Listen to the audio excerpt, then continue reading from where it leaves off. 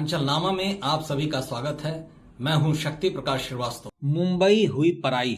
महाराष्ट्र की सियासत शुरू से ही मराठी और गैर मराठी मानुष के बीच की रही है, लेकिन जिस तरह से इस बार नगर निकाय के चुनाव परिणाम आए हैं, उससे तो ऐसा लगता है कि अब वहां भी मराठी लोगों की तुलना में अन्य प्रदेशों से आकर बसे लोगों का प्रभाव बढ़ रहा है। क्योंकि सामूहिक तौर पर आए चुनाव परिणामों की समीक्षा करें तो ऐसा लगेगा कि प्रदेश की सियासत में स्थानीय मराठी लोगों की हिमायती या ये कहें उनकी सियासत करने वाले शिवसेना, राष्ट्रवादी कांग्रेस पार्टी शरद पवार और महाराष्ट्र नवनिर्माण सेना जैसी सियासी पार्टियों का हर्ष अपेक्षा के विपरीत रहा। पार्टी टूटने के बाद अस्तित्व में आई शिवसेना उद्धव ठाकरे की तो इज्जत फिर भी बीएमसी यानी बृहन मुंबई नगर निगम ने बचा ली, लेकिन राष्ट्रवादी कांग्रेस पार्टी शरद और महाराष्ट्र नवनिर्माण सेना का तो कहें सुपड़ा ही साफ हो गया। भारतीय जनता पार्टी, जिसको प्रदेश में स्थानीय सियासत को साधने के लिए शिवसेना जैसी पार्टी का दामन थामे रहना कभी मजबूरी हुआ करती थी, आज चुनावी नतीजों में सबसे बड़ी पार्टी बनकर उभरी है। राज्य की तुलना में सिर्फ बृहन मुंबई नगर निगम के नतीजों पर ही गौर करें तो यहाँ भी सबसे बड़ी पार्टी बनकर उभरी बीजेपी को यहाँ 89 सीटों पर विजय मिली। इस तरह यहाँ बीजेपी का जीतना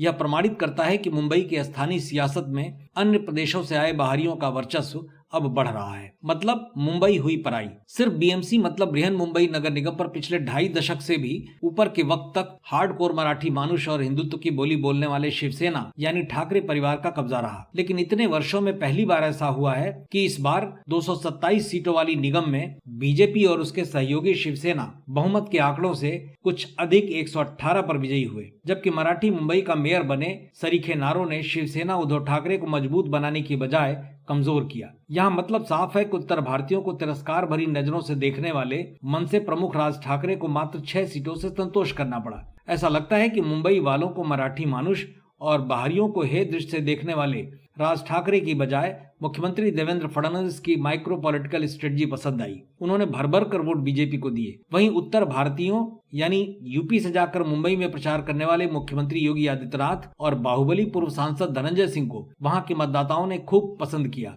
इनके प्रचार वाले अधिकांश क्षेत्रों में बीजेपी को जीत मिली। मतदाताओं के इसी पसंद का नतीजा है कि बीजेपी ने महाराष्ट्र की प्रमुख विपक्षी 315 सीटों वाली पार्टी कांग्रेस से 4 गुना और दूसरी सबसे बड़ी 394 सीटों वाली पार्टी एकनाथ शिंदे की शिवसेना से 3 गुना अधिक सीटें जीती। इन नतीजों ने न केवल आगे राज्य की राजनीति में शक्ति संतुलन का संकेत दिया है, बल्कि यह भी साफ किया है कि आने वाले चुनावों में पूर्व के स्थापित सियासी समीकरण अब बदलेंगे। देश के कई राज्यों से भी अधिक सालाना बजट वाले बीएमसी जैसे बड़े नगर निगम के नतीजों को राज्य की राजनीति का मूड इंडिकेटर माना जाता है और इन्हें अक्सर आने वाले विधानसभा और लोकसभा चुनाव से पहले एक अहम संकेत के तौर पर देखा जाता है। इसलिए इनके नतीजों ने भी इस बार संकेत दे दिया है कि अब मुंबई में स्थानीय और बाहरी वाली सियासत के फार्मूले का अंत हो गया है। मतलब की बात में आज बस इतना ही। कल फिर मुलाकात होगी इसी समय इसी चैनल पर। तब तक के लिए नमस्कार।